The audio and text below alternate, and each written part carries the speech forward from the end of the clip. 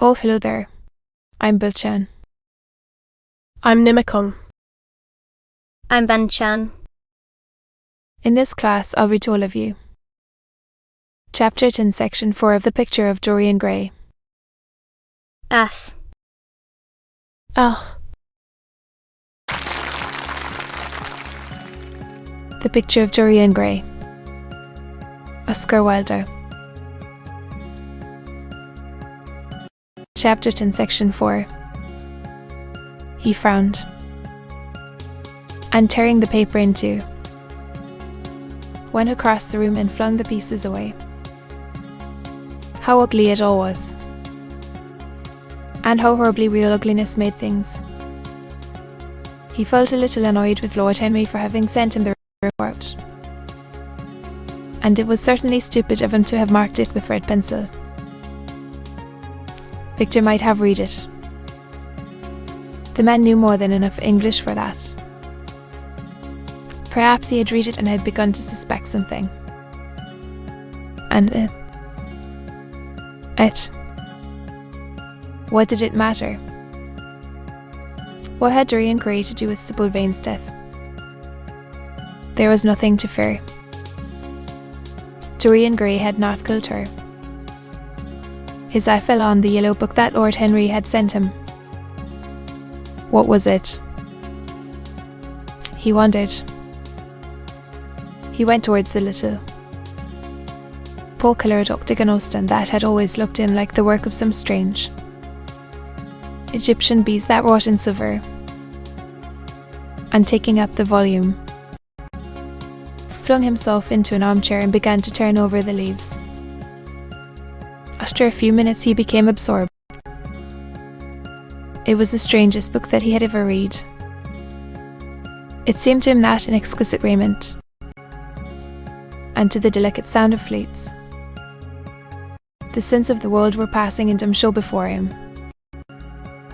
Things that he had dimly dreamed of were suddenly made real to him. Things of which he had never dreamed were gradually revealed. It was a novel without a plot and with only one character. Being, indeed, simply a psychological study of a certain young Persian who spent his life trying to realize in the 19th century all the passions and the modes of thought that belonged to every century except his own, and to sum up, as it were, in himself the various moods through which the world's spirit had ever passed, loving for their mere artificiality those renunciations that men have unwisely called virtue, as much as those natural rebellions that wise men still call sin.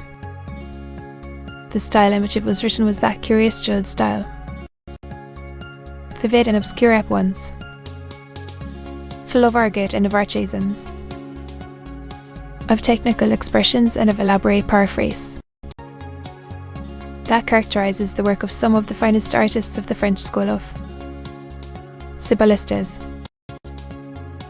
They were in it metaphors as monstrous as orchids and as subtle in colour.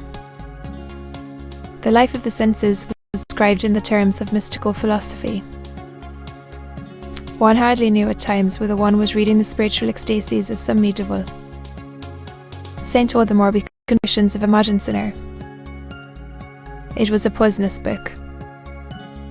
The heavy odour of incense seemed to cling about its pages and to trouble the mere cadence of the sentences, the subtle monotony of their music,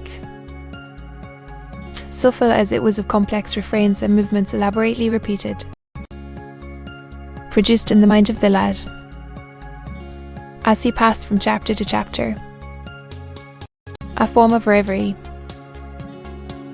a melody of dreaming, that made him unconscious of the fleeing and creeping shadows, cloudless, and pierced by one solitary star. A copper-green sky gleamed through the windows. He ridden by its spun light till he could read no more. And, after his valet had reminded him several times of the lateness of the hour,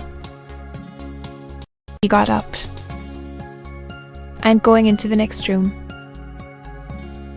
placed the book on the little Florentine table that always stood at his bedside and began to dress for dinner. It was almost 9 o'clock before he reached the club, where he found Lord Henry sitting alone in the morning room, looking very much bored. "I am so sorry, Harry," he cried. "But really it is entirely your fault." "Yes, I thought you would like it," replied his host, rising from his chair. "I didn't say I liked it, Harry.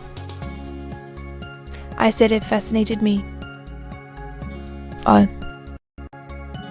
you have discovered that," murmured Lord Henry, and they passed into the dining room. To be continued.